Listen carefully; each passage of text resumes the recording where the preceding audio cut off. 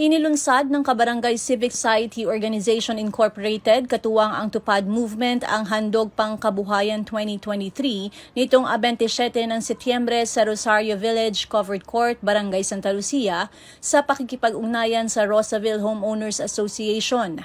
Tinatayang nasa 200 katao ang nakilahok at natulungan ng programa. Tiniyak ng KCSO na ang oportunidad na ito ay magiging malaking tulong sa kanilang mga kabarangay. Taos-puso tayo nagpapasalamat sa Tupad Movement, sa lahat ng mga bumubuo nito dahil isa ang KCSO sa mga binabaan ng livelihood program dito sa ating barangay. Alam nyo ho, 80% ng mga kabarangay natin dito sa Barangay Santa Lucia, ang kanilang hanap buhay ay may kinalaman sa negosyo. Kaya naman po, nung ibinaba ang ganitong livelihood program sa atin, agad-agad naman po yung mga members natin at yung mga kabarangay natin nakibahagi sa atin kasi alam natin na yung bababa nilang grocery ng bayan, astig ng food cart at marami pang iba ay makakatulong sa kanilang pang-araw-araw na pamumuhay. Nasa 200 na mga participants ang ating niregistered dito. Ito yung mga tao na gusto nila magkaroon ng simpleng small business at ito ay popondohan nila, no? Hindi lang ito short term, kundi ito ay long term na pagninegosyo. Kaya naman po sa lahat ng mga kabarangay natin, ito yung pagkakataon. Kaya nananawagan po ako, hindi lang ito ngayon, kundi sa mga susunod pang mga araw at buwan ay bababa at bababa ang Tupad Movement sa atin, no, para bigyan tayo ng konting kaalaman at negosyo para po sa ating lahat. Meron din silang proyekto tulad ng urban gardening, no? Magbibigay sila ng mga seed, no, na kung saan sa pamamagitan nito, yung mga tao magtatanim sila ng mga pananim o mga produkto na makakatulong din sa kanila. So, sa pamamagitan ng pagtatanim tulad ng mga kamatis, no, mga talong, no, lahat ng yon ay ibibigay sa mga kabarangay natin para mapalago nila ito. Dito naman sa ating barangay, wala naman tayong masyadong mga lupa na pagtataniman, pero marami mga strategy and techniques paano natin ito mapalago, mabuhay yung mga ibibigay nilang mga seeds sa atin. Yun yung magkakaroon pa sila ng mga seminar dito sa ating barangay. Ang KCSO nakita nila yung ginagawa natin kasi from the start until ngayon, no, marami tayong mga inilunsad ng mga programa sa ating mga kabarangay. Involved dito yung kabarangay natin, diretso talaga sa tao yung ginagawa natin at yun yung pinaka-importante para sa kanila. Hindi lang yung iilan lang yung nagbe-benefits at yun naman ang importante para sa kanila. Yung makatulong tayo hanggat kaya natin. Pinapasalamatan ko si Pres Ryan Tanaman, no, ang HOA President ng Rosario Village na pinaunlakan tayo dito sa venue na ito para maisakatuparan yung maganda nating layunin tulad ng livelihood program.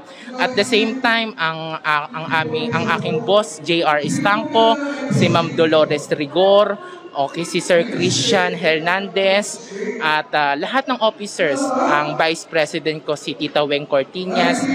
Maraming salamat sa inyong lahat. May mga project pa tayong pagsasamahan. Actually, this coming October 8, meron din po tayong Zumba. Ito po ay tinatawag nating Oktoberfest Zumba Party. Ito po ay gaganapin sa Soldiers Village alas 7 po ng gabi.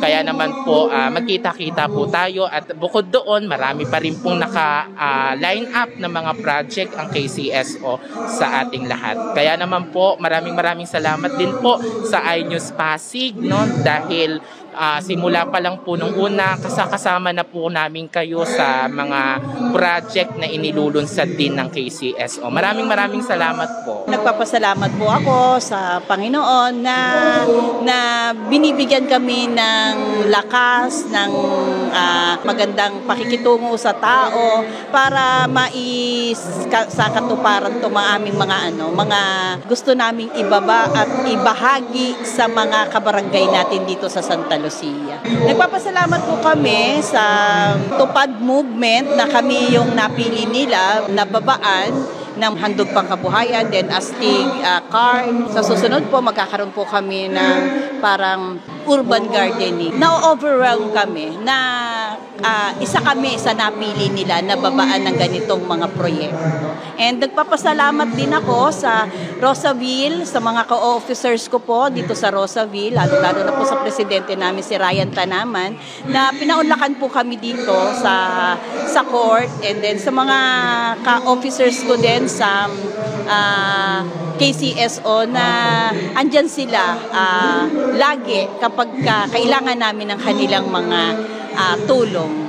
Ayun po. Nagpapasalamat din po ako, iNews, na lagi kayong nandyan sa tabi namin, na from the start ng KCSO, nandyan kayo para yung aming mga project. Nabatid na ang Tupad Movement ay maaasahang tumulong sa iba't iba pang HOA sa nasabing barangay sa pamamagitan ng kanilang programang pangkabuhayan. Ayon sa isa sa mga benepisyaryo, magiging malaking tulong ito lalo na sa mga nanay na walang trabaho. Maganda siya kasi tingin ko makakatulong sa aming mga nanay kasi lalo na pag nasa bahay lang.